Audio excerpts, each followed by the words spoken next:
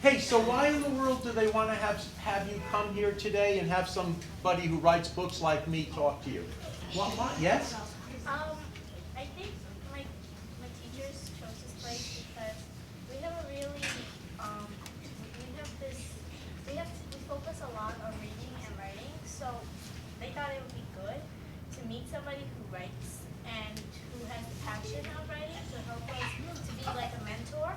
And why do your teachers feel it's so important for you to be such good readers and writers? Why is that so important? Yes? Because wherever you go, reading always comes up. You know what? Wherever you go, reading and writing always pops up. I couldn't have said it better myself. Now, how will being a good reader and writer help you right now in your lives? How will it help you right now? Yes? The state test. State tests. Yes. The better you read and write, the better you will do on your state tests. The better you will do in school. What grade are you guys in? 7. Next year high school for some of you, or 2 years from now high school? 2 years from now. Yeah. So the better you do now, the better you read and write now, the better you'll read and write in high school. And if you do really well in high school, what will happen? You'll go to college, and the better you do in college, what will happen? Better job you get. The better you read and write, the better grades you'll get, the better college you'll go to, the better job you'll get, and the cooler house you'll live in. There is a direct correlation between how well you read and write and how big your house will someday be. Yeah. And not only that, not only will you probably make more money the better you read and write, but it will help you socially. Because when you go out into the world and meet people, how will they judge you? They'll judge you on what you know, on how you communicate, on what you say. When you apply for your first job, what is the first thing your future employer will judge you on? They won't even see you. Because before they invite you for an interview, they'll see your application. And if it's misspelled, and if it's poorly written, will they invite you for an interview? No. Not only will being a good reader and writer help you in terms of your work, help you in terms of your social life, but in this world, there is a lot of hate. And why is there so much hate? I think, and people will tell, yes?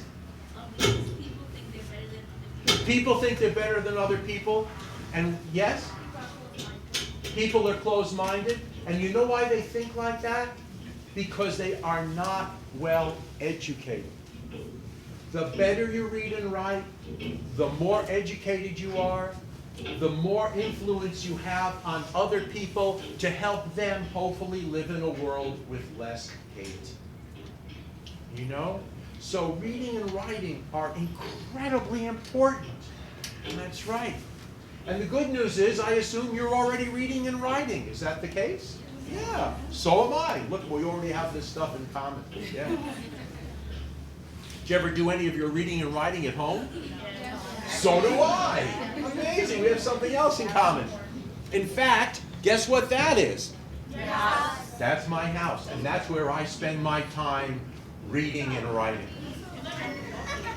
And pardon me? I live in Westchester, a suburb just about half an hour north of here. And another thing about reading and writing that I think we all know is that it's hard. You know, it's not easy. It's hard work. I sit there day after day and I type and I type. My hands begin to hurt. On hot days, the sweat. Let me show you how hard I work. You can see that the work. What? You don't think I'm working that hard? Yeah. I am doing some of the hardest work a writer can do. Is that a typewriter? What am I doing? Thinking. Thinking. Now, there's something called the writing process. And the writing process is the process by which we go from a blank piece of paper to something finished and written. The first step is thinking. When you are asked to write something, don't just start to write. Think about it. What should go first? What should go in the middle? How should it end? Introduction, supporting paragraphs, conclusion. Think, think, think. Brainstorm. Write down some notes first. Don't just start writing. It really helps if you organize it in your head. Of course, you also have to know what you're writing about. People look at me and they say, Todd, you write books for young people. That's true, I do. No offense or anything, Todd, but you're an old guy. How could anybody as old as me know anything about young people? Yes? I was once young, yes. This is me on my motorcycle when I was 19. This is me with bad hair when I was 19. So I was young, and I had experiences. And much of what writers write about are what they know, and what do we all know the best? About ourselves, our own experiences. So, for instance, does anybody know what the Cold War was? Yes? Pardon me? It was, but not the Civil War, but I think it was with Japan. I think it was with Russia. it was Russia. It was with Russia. Yes? I can hardly hear you. Russia and That's Russia and the U.S. And we had weapons of mass destruction, nuclear weapons, and they did. Now, why do you think it was called a Cold War? Why wouldn't it be a hot war? Yeah? I think it was called the Cold War because it wouldn't make sense to call it a hot war, especially when everybody was cold-hearted. Well, that's very good, and it certainly wasn't a Cold War because it took place in the winter. But yes? it wasn't an actual war, they were just arguing. That is absolutely right. It was not an actual war. It was just threats and maneuvers and arguments. And does anybody know why it wasn't an actual hot war where we actually shot at each other?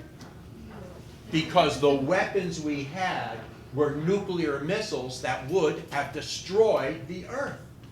So we really, logically, couldn't fire them because we would have just destroyed it. So instead we had what we called the arms race.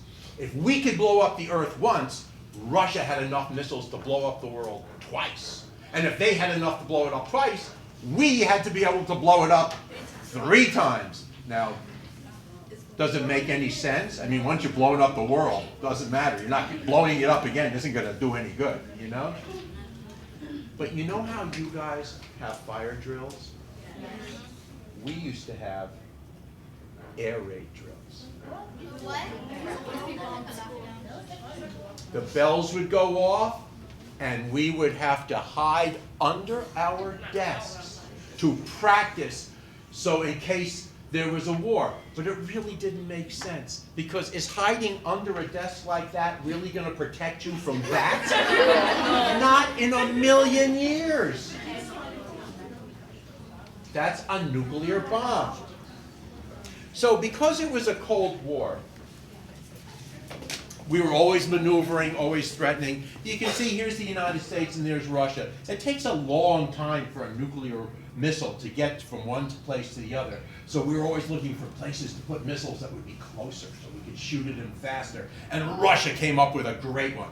They put missiles on that big island called Cuba. Right? And how did we feel about having missiles that were only 90 miles from Florida? They had 90 miles from Florida. They could blow us up in an instant. We didn't like that. But the Russians were sending ships filled with missiles. And we, Kennedy, who was Kennedy? President Kennedy ordered a blockade of Cuba. He literally ordered U.S. Navy ships to circle the island of Cuba to prevent Russian warships from getting in. And if the Russians had tried, we probably would have gone to war. But we stopped them. Ask questions like I hear you guys asking each other great questions. Anyway, yes? It's like something about like when you were a teenager. Like sometimes like when you're writing, do you ever like think back on like old memories as a teen and then like relate to like try to relate it to into your notebook, into your writing? Absolutely. This book that I'm talking about, that I'm leading up to, is all about my life. When I was younger, I always wrote about things that were happening now, or might happen in the future in science fiction. But when I got to be about 60, I began to look into my past for ideas. Yes? Yes? Is the Cold War over? You know, it's interesting. The Cold War is over because Russia is no longer a communist country necessarily, but there's still remnants of it left. There's still fear in the world over attacks and things, and that's what the Cold War is very much about. Yes?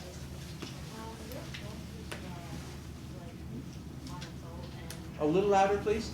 Your book is about them on a boat and suffering. Oh, you know, we'll get to that in a moment. Let me continue a little bit longer on about this book. This is a different book. Okay? So anyway, it was 1962. And it was something called the Cuban Missile Crisis. The Russians were sending missiles to Cuba so they could launch them into the United States, and we were threatening to go to war, and it was scary. We thought at any second we might blow up the earth, and everywhere you went. I went to the candy store to buy a comic book. It was the World War III comic book. They were blowing up the White House. It was constant, you know, this fear. I turned on the TV. It was Rocky and Bullwinkle. Did you ever hear of Rocky the Flying Squirrel and Bullwinkle, the cartoon? And who were the bad guys? Boris Badinov and Natasha Feital. Two spies who sounded like they were Russian and came from Russia, and they're always blowing up bombs. So everywhere you went, you felt like the Russians were going to blow us up. And some people began to build fallout shelters. And these were rooms underground where you could hide. Because when it came to war, a nuclear war, there were two things you had to worry about. If you were, say, within 10 miles of this thing, you'd be blown to bits. That's something to worry about. But if you were 300 miles away, you could still be harmed because this is all dust and it's all radioactive and it goes into the air and the winds catch it and blow it 300 miles and then it falls out. Radioactive dust, and if you breathe it or touch it, it can make you ill or even kill you. So people were building fallout shelters. And here's the fallout shelter handbook that lots of people got, how to build your own fallout shelter. And here is you know, somebody who clearly built one in their backyard. And here's my brother and me. I'm the one with the football. I always had a football. I don't know why. Some kids have a doll. I had a football. And behind us is the ceiling of the bomb shelter that my father built. So this story is based on a real experience. My father built a bomb shelter. So now I'm sitting in school thinking, uh-oh, if there's a war, should I hide under my desk or should I run home to an actual fallout shelter? Run home. But that's not allowed. You're not allowed to just run out of school and go home. So I'd have to break the rules, but you know. And then, wait a minute, my school was pretty far away. Could I actually make it home in time before the bombs fell? I had a friend of mine behind me. He rode on his bicycle and I ran as fast as I could. All the way home, couldn't make it in time. They said you had 15 minutes. And what about all the neighbors? If you knew somebody had a bomb shelter, and all of a sudden you heard that the bombs were falling, what would you do? You'd go to your neighbor's house. And I used to worry what would happen if there was a war and all the neighbors came. Because our bomb shelter was only big enough for 4 people. It only had enough food for 4 people. It only had enough water for 4 people. What in the world would we do? So these are all the things I worried about. So when I got older, I thought about stories to write. I thought about writing about this time when I was very scared and when I was very worried and all those things I imagined. So this book actually has 2 parts. There's the part that's based on my life growing up, being the only kid on the block with a fallout shelter. But then when I got to the end of the memoir, was there ever a nuclear war? No. Well, that's a pretty big letdown. So you know what I decided to do? Have a war. And we call that alternate fiction. Why do you think we call, alternate history. Why do you think we call that alternate history? Yes? Because there's a slight change. Yes. So rather than write about what did happen, I wrote about what could have happened. We call that alternate history.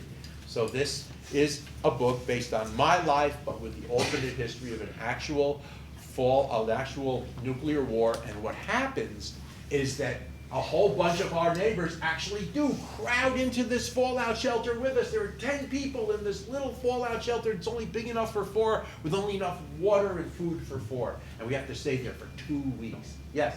So you took what you worried about and what you were thinking about and you made it into a book. Exactly.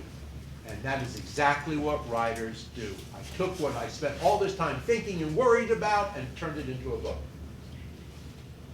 Yes? Is this an actual book? Pardon me?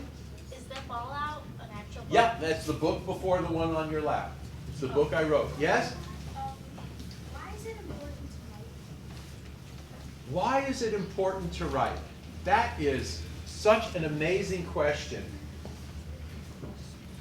It is important to write because writing is a form of communication. And we need to communicate. Because when we don't communicate, we tend to think the worst and go to war. We tend to hate when we don't communicate. We tend to suspect when we don't communicate. We tend to fear when we don't communicate. Now, let me tell you something about writing. You think it's only books? Where else do you see writing? Yes? Magazines. Where else? Newspapers. Where else? Billboards. Where else? Street signs. Now let me tell you something else. Anybody here ever watch TV? Yes. I have news for you. Everything you see on TV is written. Is written. It's either a script or somebody has prepared you. Reality TV, you think that stuff is all just completely, this is what I feel like saying? Much of it is scripted and prepared. So writing pervades our life. If you go on your smartphone and you texting somebody, you're writing. If you watch a video on your smartphone, you're watching something that was written. So writing is extraordinarily important. It's a way of communicating. Yes? You have a very interesting life, and I just wanted to know if you weren't a writer, what would you be? If I wasn't a writer, what would I be? You know, I could make up some silly thing, some funny thing. I have no idea what I would have been. You know? Did you know that you wanted to be? No, I'll tell you about that. When I started, I wanted to work in the Bronx Zoo. I wanted to take care of animals. And then I wanted to be a racing car driver when I was about 12 or 13. And after that, I had no idea what I wanted to do. But I want to go back to this for 1 second. So some of the books we write are based very much on our own experiences, things we know about. But sometimes we write about books that we don't know that much about. Like right now, in various parts of the world, we're dealing with hunger. People are hungry. They're begging for food in certain places. And I sometimes think about what's happening to our atmosphere. As there's more smog, as there's more pollution, as the world heats up, are we going to have enough food to feed everybody? No. Maybe not. But where are we going to get our food? Well, let's go into the world of science fiction. Maybe we'll send spaceships out to other planets. And those planets are not polluted. They're still beautiful, and they're filled with beasts that we can capture and ship back to Earth to feed all the people on Earth. So, does that sound familiar? That's where I got the idea for this. Something I have never experienced. So writers can write about things they've experienced, but they can also write about things they haven't experienced. And here, for instance, could be the ship that they used to hunt the beasts on that world. And here they are getting closer to a beast, and they're going to capture it. It's not exactly the way I imagined it in the book, but when they did a short story in Boy's Life, this is what they used. And that resulted in the Beast of Cretaceea, the book you have. So sometimes we write about things we have not experienced. So did I just make up everything? No. No. You know what? When I write a book and it's based on things that I don't know about, I do a ton of research. I read books about the subject. And this book is actually based on another very famous book. Does anybody know what it was called? Yes? It was called MOBY-DICK. MOBY-DICK was a story. Anybody know what the story of MOBY-DICK was? No way. Yes? Sorry?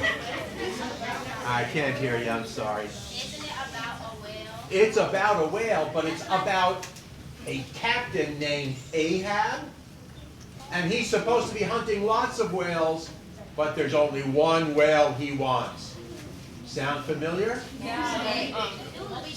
Right? So, there's MOBY-DICK. This is an actual painting of imagining MOBY-DICK, because MOBY-DICK was actually somewhat fiction. And you can see that it's it's back in the 1800s. Why did they hunt whales in the 1800s? Anybody know? Yeah? They needed the oil and like the many parts of the whale to find use for resources. If it was the 1800s right now, you see these lights? Do you know what they would be burning? Whale oil. That was where we got illumination from. We didn't have electricity back then. They used whale oil for light. And they used all different parts of the whale. And so there, and here's an old sketch of Ahab, the captain who's searching for MOBY-DICK, just as my Ahab is searching. So when I write a book, I have to learn a lot before I can write it. I do lots of research. I had to learn, in the book I talk about a harpoon cannon. I had to learn what a harpoon cannon looked like. In the book we travel, I talk about cryogenics, where we freeze the bodies and then send them light years away, so I had to learn about that. So I do lots of, I think it's from a science fiction movie, yeah. Although they do freeze people if you want to be frozen. I don't. Does anybody know why they actually freeze people? Yes, with the headband? Because when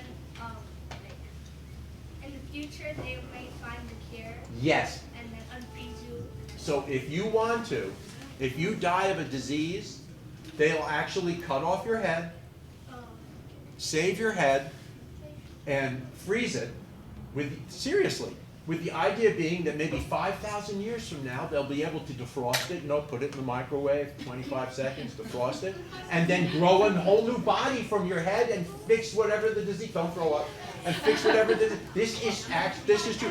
The problem is right now, they know how to freeze you, but they don't know how to unfreeze you, how to regrow you, and how to cure you. That they haven't figured out yet. Yes? Work costs a lot of money to freeze that. Yeah, it does. You have to spend a lot of money if you want to. I have no idea. But I think it's a lot of money. And while she's talking about research, I want you to know that as a writer, I'm always researching. I'm always listening to what people say. I'm always asking questions, like the mercantile thing. I had no idea what was the mercantile class, so I'm always asking questions. Sometimes I go to the local McDonald's and I sit down and I ask kids questions.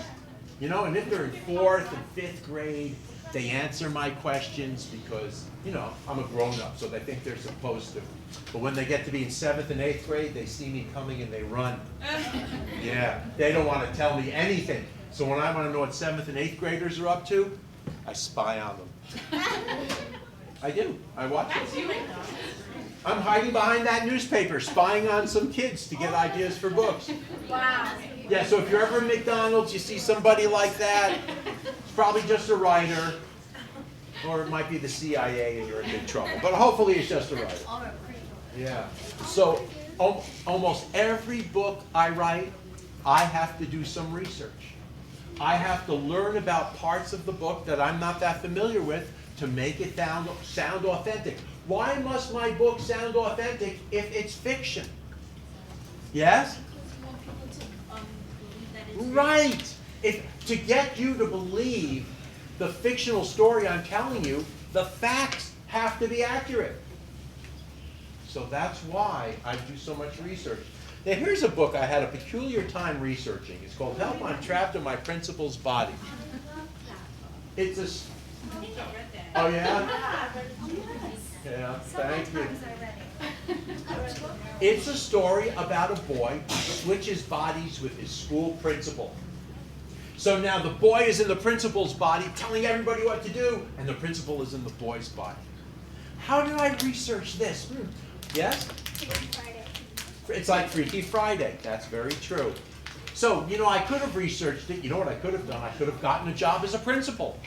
But then I'd have to go to principal school, and I'd have to get it. That's a lot of work just to research a book. How else could I research it? Yes? You could like read other authors' book that has something like that. I could read other books about principals. How else could I research it? I could watch movies, and I do that. If I'll watch a movie, how else? You could see what a kid would do if they were principals. I could ask principals what their jobs are like. Well, I didn't do any of that. I had another way of researching what principals did. You want to know what it was? Yes? When I was your age, I spent most of my time in a principal's office. I knew all about what they did because they mostly did it to me. Why do kids get sent to the principal's office? They get in trouble. Do you guys know when you're doing something that'll get you in trouble? Oh, so I don't understand. If you know when you're doing something that will get you in trouble, why in the world would you do it if you know you're going to get sent to the principal's office? It's an experience. Why else? Yes? It's fun to get out of class. People just want to be fun with. Sorry? People want to be fun with. People want to be fun with. I think kids who get in trouble sometimes do it because they want attention. Yeah. Have you ever noticed that the kids who do really well in school, who get really good grades, don't seem to be the ones that get sent to the principal's office? Because they get attention by getting good grades. But then there are kids like me. I wanted to get good grades. I wished I could get good grades, and I would study the multiplication tables, 6 times 8, 7 times 8, 6 times 7, and I knew it. I knew it. And the next day at the test, 42, 46, 52, 44, 48, 54, and I did terribly. I got bad grades. And not only that, the kids would tease me. Todd, you're so dumb, you can't even do the multiplication. I'd get so mad, they'd push me, I'd push them. Where'd I get sent? Principal's office. Or spelling. Anybody here have trouble with spelling? I have so much trouble with spelling, especially big words with double consonants. Accomplish. Attraction. Recommend. Anything with those double consonants. Does anybody here know how to spell recommend? Okay, go ahead. RECCOMEND. I have no idea. I don't have a clue. To this day, I cannot spell. So I'd get bad grades in English. Kids would tease me. I'd get mad. I'd push them. Here's how bad I was. I got to the end of 3rd grade, and I was not sent to the principal's office. My parents were. And the principal sat my parents down and said, Mr. and Mrs. Strasser, we have a major problem. Your son Todd has gotten to the end of 3rd grade, but he does not read well enough to go into 4th grade. And my mother said, what are we going to do? And the principal said, well, it's very simple. We are going to hold Todd back and have him repeat third grade again next year. I was supposed to repeat third grade. Yes? Did birthday have summer school? Well, we'll get to that in a second. That's exactly what happened. But can you imagine? I have written, at this point, I have published 142 novels. 142 novels. But wait. I couldn't read in the third grade. Because that's just the way my brain was wired. It didn't work that way. So, if you're having trouble reading, we'll get to that in a second. So, did I actually spend third grade again? No, because just what you said. I went to something like summer school. I went to a reading tutor. My mother sent me to a reading tutor. You know what a reading tutor does? Yes. Teach you to read, right? Did I want to go? No. I go to her house the first day. She puts me in her kitchen. What am I doing in your kitchen? She gives me a book. Okay. She opens a pantry and takes out a bowl of candy. She says, Todd, here's the deal. You read, you eat. I can do that. I go to her house twice a week all summer long. I read, I eat, I read, I eat, I read, I eat. By the end of the summer, I've gained 4 pounds. You know? Which isn't easy for like a 9-year-old to do. But I was able to read. I am still to this day a slow reader. I am still to this day, I listen to more books on audio than I actually read. You know, audio books. But you know what? You don't have to be the fastest reader. You just have to be a good reader. And that leads to something else. Do you guys study vocabulary? Yes. Why is it so important for you guys to learn all the vocabulary you possibly can? To write better. Yes?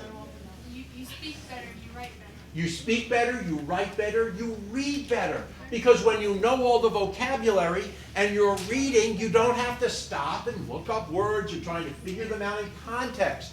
And also, when you have a very good vocabulary and you go out into the world and meet new people and you speak with that wonderful vocabulary, what do they think of you? Smart. You're a genius. That's right. And you are a genius. Okay? So, that's how I researched this book. I knew what principals did because I spent most of my time in their offices watching them. So, I write on a computer. I write on a screen. There's a reason for that. Sorry? Autocorrect. Autocorrect is one of the reasons. If the first step in the writing process is thinking and brainstorming, does anybody know what the second step in the writing process is? You're right. Just write something down. You know how sometimes you're sitting there saying, oh, I can't write this, it doesn't sound right? Don't worry about it. You're going to revise it anyway, so for right now, just write it down. And then you get to the third step, revision. Now, if you are editing and revising by hand, you're creating something that looks like that. You're crossing words out. You're erasing. You're smudging. You are making a mess of your paper. Can you hand that in to your teacher? No. You're going to have to rewrite the entire thing by hand. But if you do it on the computer, you insert the words you want on the screen. You delete the words you don't want. You revise on the screen. And then, when you are finished, you don't have to rewrite anything. All you have to do is press the magic button. Print. Now you guys have no idea what life was like before the print button. It was horrible. I would spend a month retyping an entire manuscript. Entire months, all day long. Type, type, type, type, type, type. Because I was a slow typist. Imagine life without cell phones. Without video games. Without Snapchat. I mean, it's horrible. You are so fortunate. You are so fortunate to live in the age of the print button. If you have any opportunity to do your writing on a computer, on the screen, I urge you to get good at that. It makes your writing better. You get spell check and all those wonderful things, and it really helps. By the way, anybody ever hear of somebody named Charles Dickens? Yes. I wonder if he's one of these guys even. One of the most famous writers in the English language. Did he revise? Oh yeah? This is the first page of Great Expectations, probably his greatest book. Looks to me like he did a lot of revision. Even the greatest living writers have to revise. Everybody has to revise. What are we doing when we're revising? And what do you? How do you know? What are you doing? Rereading, but for what reason? What are you trying to do? Trying to make it better. Yeah. So, here's a sentence. I saw a dragon. I was scared. I ran away. What's the problem with those three sentences? Yes? They don't have a lot of details. Writing. What is your mind doing when you're reading a book? What is your mind doing when you're reading a book? Yes? Connected to it? It's connecting to it. It's like a visual. It's getting a visual. How does your mind know what to imagine? It's working out what's happening. It's getting a visual. Writers need to add details. I don't even know where I was when I saw that dragon. I was in the forest. I saw a dragon. I was scared. I ran away. So we're adding details to it. I was lost in the forest. Why? Make it exciting. I saw a dragon. The dragon was big and green. The dragon had red eyes and long fangs and breathed fire. I was scared. I ran away. But you see, we're adding details, so now you can imagine what the dragon looks like. I was lost in a dark forest, even spookier. I heard loud footsteps coming toward me. Why did I add, I heard loud footsteps? Yes? Because when the dragon walked, it made very loud. This is how we know it's a big dragon. Little dragons don't have loud footsteps. Also, when you are adding detail, it's not just the detail you see. It's the details you hear. It's what you smell. It's what you taste. It's what you feel. Now, I was lost in the dark forest. I heard loud footsteps thumping. Why?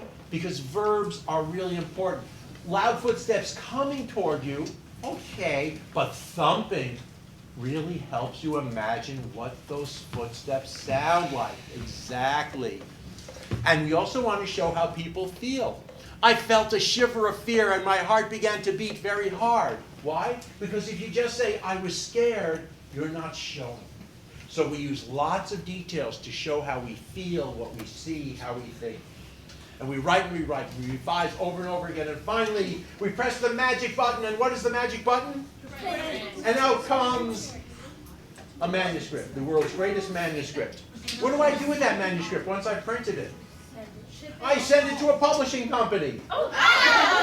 That's not a publishing company. That's my editor. Here's another editor, and he's reading it. Now, as I told you, I've written 142 books. So do you think I ever get rejected anymore? No. Never. Never. Well, maybe just this once. And he sends me the manuscript back because he doesn't want to turn it into a book, and he sends me a letter of rejection. Dear Mr. Strasser, I am sending this back because I think it stinks. I really need to hear that. You know? What do? Do I just give up?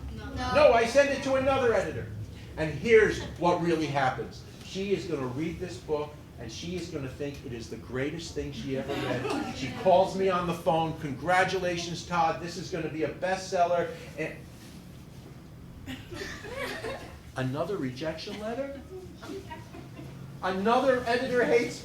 Do you think, I don't care, right? This doesn't bother me in the least. Well, maybe it bothers me a little. Actually, you want to know something?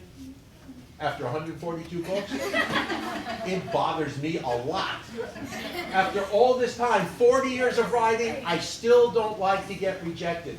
But you know what? Rejection is part of life. And nobody knows that better than Dwayne Johnson. Famous movie star. What did Dwayne Johnson start out as?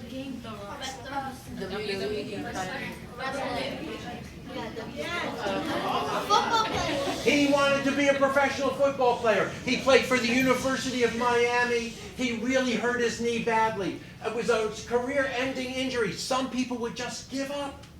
Did Dwayne give up? No. He had surgery. He rehabilitated his knee. He tried out for 5 different NFL teams, and they all rejected him. Did he give up? No. He went to the CFL, the Canadian football. I didn't even know they played football in Canada. I thought they just played hockey. He spent 2 years there, and he got cut, and nobody else wanted him. Did he give up?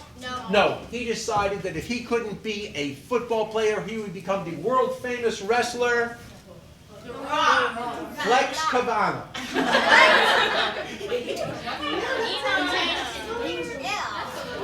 He tried, the first wrestler he tried to be was Flex Cavana. Did he succeed? No, he failed. But did he give up? No, he kept trying, and he decided he'd become the world-famous wrestler, Rocky Mavia. What the?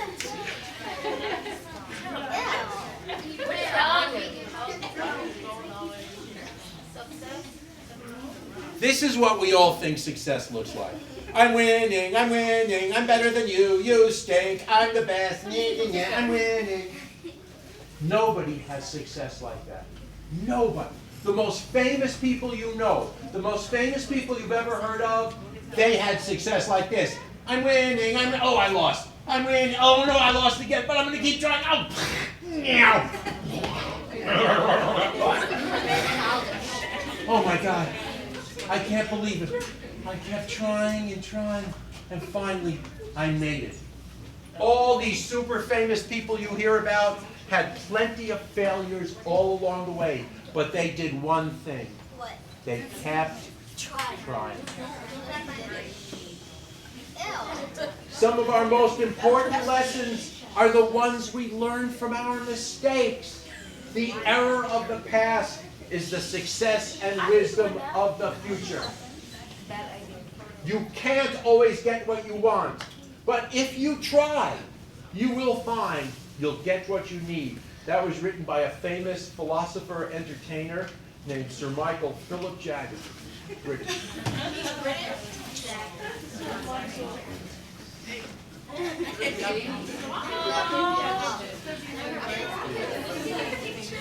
So I keep trying. I send my manuscript to another editor, and she loves it. And she calls me on the phone and gives me the good news. What's the good news? They're going to publish it. And you know what that means? That means I have to sit down and rewrite the whole thing all over again. I swear to God. Why? Because the editor's job is to help me make it even better. And even though I think it's really good when I give it to her, there are probably things that I haven't thought of, that she thinks of, and I take it back and I rewrite it again. And then it gets turned into things called galleys, which are big pages with all the letters set on them.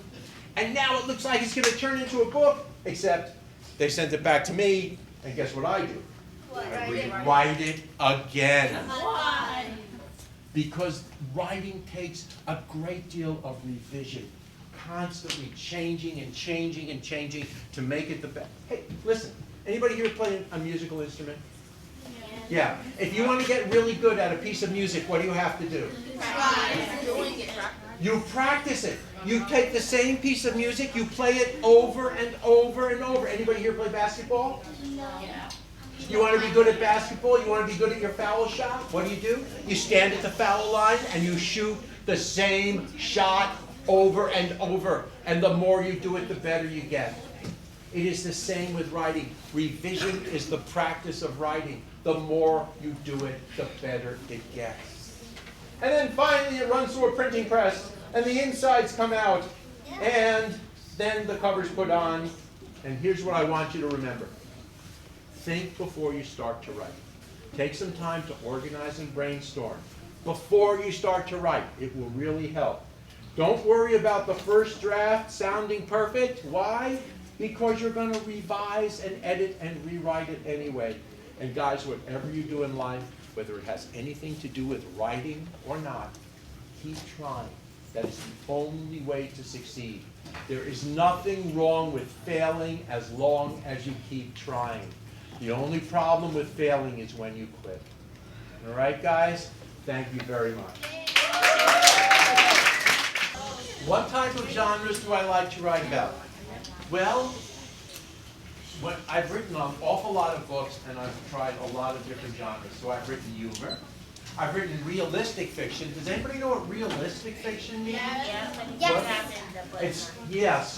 So it may not be the absolute thing that's happened, but it's based on many other things that have happened.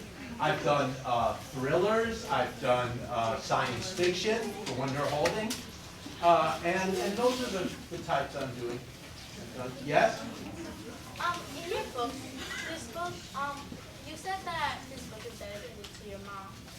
How did your mom inspire you to write? My mom is the one who took me to the reading tutor so that I didn't have to get let back.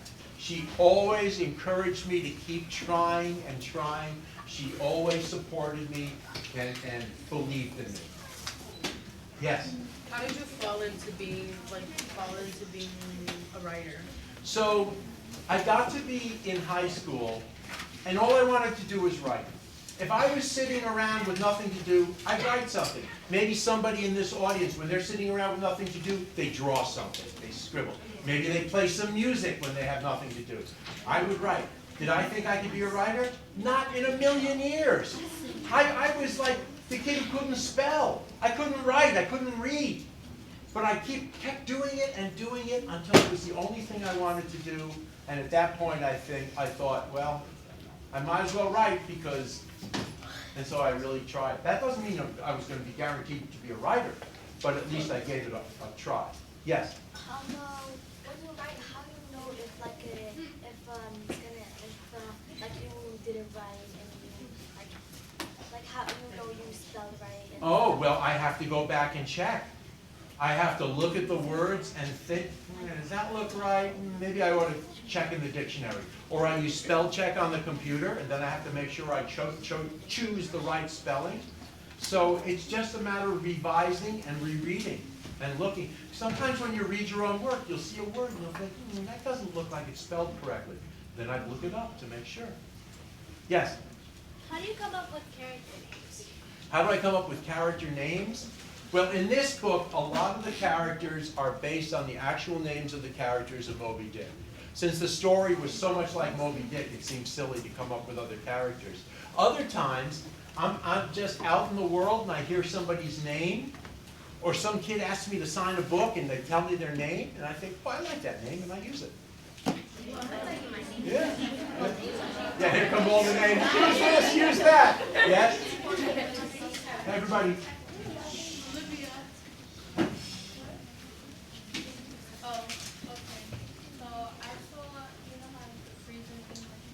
Little louder. You know the freezer thing like you said? Yeah, the cryogenics. Okay, and I saw this thing on TV, and this man, he did something, and his thumb came off or something, and this man, he had, I forgot what it was called, he had this thing, and he made his thumb roll back or something like that. So the doctor was like, his thumb is not gonna grow back, so the man made something and helped his thumb grow back. Uh-huh. You know, it's amazing. We're getting closer and closer to the point where you actually could grow back a body. Yes? When you were writing this book, how did you want the reader to react to what was happening? I wanted the reader to be just completely absorbed in the story, imagining it as if it was a movie, and thinking about some of the messages about the environment and protecting the environment and trying to stop what feels like the next extinction event coming. Yes? What was your favorite book to work on? Well, this was certainly, you know how sometimes you work really hard on something and you both hate it and love it? This was one of these books. I worked on it for 3 years. And for 3 years, I wrote that book. It took a long time to write and revise, 3 years. And I both loved it and it was my favorite, and sometimes I just hated it, over and over. But that's what you have to do. Yes? What's your email? Yes, I was actually going, yeah. Why in your book you have characters that are boys? Well, you know, I had a problem with that. There actually are several important female characters.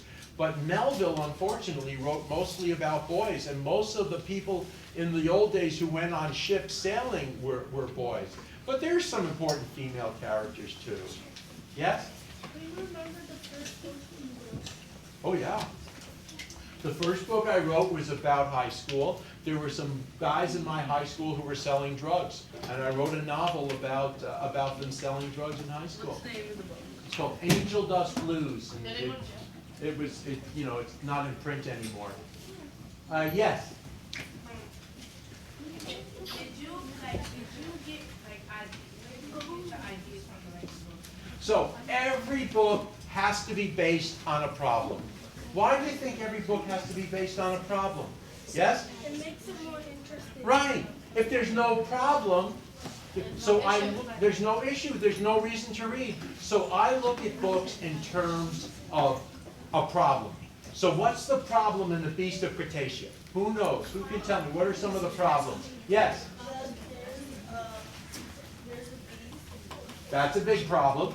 Yes? The Earth is becoming The biggest problem is the Earth is becoming uninhabitable. Yeah. So every story has to be based on some kind of problem. Yes? So about the book, so when in the story when the main character, wait, how do you pronounce his name? Ishmael. Ishmael. Okay, when Ishmael goes to the islanders, like they really, what do you think? What inspires them, like to be so kind and like so sharing and pronounce each other as we, not as I? Why? Where does that come from? Where does their whole the islanders' whole philosophy come from? Who was one of the first people on that island from the shipwreck? Does anybody remember? Not Ishmael. Who was in the original ship? Who became Oh, the Ben? Oh wait. Pardon me? No. No. It was Ishmael's brother. Archie? Archie was what? Archie was one of the first people. He was on the original ship that got shipwrecked on the island, and it's his philosophy of life that they have been following ever since. That was 300 years before Ishmael got to that planet. But that's the story. That's why, here, can I have that for 1 sec? That's why in the beginning of the book, I show this. And this is an emblem called the Circle of Life. And it's all about how life and death go around and around and around and around. And that's what that emblem is. Yes? Why don't you have a blurb in the back of your book? Why don't I have a A blurb in the back of your book. there are blurbs in the back. But it says the price is But if you read the check, that's fine. The blurb, you mean blurbs about the book itself? Okay. Here's the thing. When the hardcover comes out, it comes out before it's been reviewed. So they can't have any reviews of this book on the back because it's just come out. So what they often do is have reviews of another book. So what book are all these reviews about on the back? Fallout, the bomb shelter book I told you about. Now, when this book comes out in paperback, guess what will be on the back here? All the blurbs and reviews of this book, because the paperback won't come out for a year and a half after the hardcover. Very astute question, by the way. Yes. Yes. You write any romance stories? You know, I have tried. I really have. In fact, even as we speak, I'm working on like a funny romance mystery, but it's not my strongest area. I can help with that. You know, you might have to. You know what? Don't ask me what my email is. I need to know what your email is. So I can ask you, I can call you up and get advice. All right, we got about time for 2 more questions. 2 more questions. Right here. Yes. The young lady right here. Larry, what kind of prizes have you won for your publishing? I've won a lot of state awards. Every state has awards for books, and I've won lots of those. And then the American Library Association gives awards for their best books for teenagers, and I've won a bunch of those too. Yes? Did we get a free book? I think you've got one. You've got a book. Okay, last question, real quick. You usually write books about children, books about characters doing stuff they're not supposed to do in school. So why is this book different? Well, this book I decided, I like to try different things to keep it interesting. So I just wanted to go in a different direction. Just because you do one kind of book doesn't mean you can't try other kinds as well. Guys, you've been a great audience. Thank you all so much. Yeah.